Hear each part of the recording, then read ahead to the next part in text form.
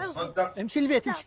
امشي امشي جاي اقول لك. ولذلك امشي. اللي جيت علي احنا اليوم اقول لك هم انت روح عمي جاي اقول لك ابني روح عوف ابنك. ايش بيك انت صرت انت تحكي؟ ليل نهار تركض ورا. عوف اقعد حبيبي ما يد. بابا ايش بيك اقول لك ابني ايش بيك؟ روح حبيبي التاي ثاني مره تسويها مره ثالثه يديك والله روح.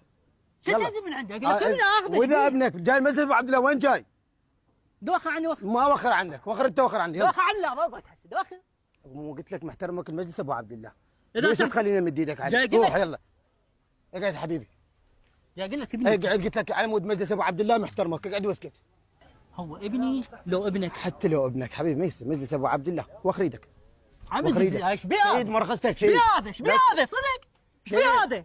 عمي تقعد؟ اسكت انت اقعد. ها. سيد انت تدخل بي انا مالي شغل لان كنت اطلع وياك. عباس خليه يمي عباس.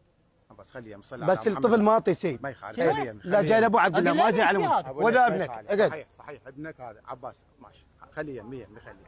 خذ راحتك عباس رحمه الله. اليوم ما قلت لك طيب من وراك؟ ايش بيك ابو ليث؟ سيد ما يتدخل هذا الولد ما يتدخل ما شنو يخالف يصير؟ ما يتدخل تشد تدري شنو ابني ياخذه ما يدي يجي المجلس. انت قلت لبابا من جيت اي قلت له بس هو ما يقبل.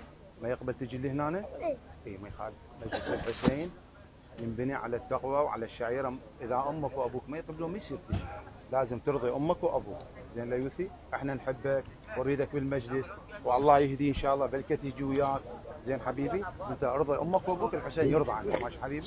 بس تروح ويا بابا واحنا كلنا نحبك. ابو ليث تحب الحسين؟ اكيد احب الحسين. اذا تحب الحسين عليك الحسين ما تضربه وانت رايح للبيت.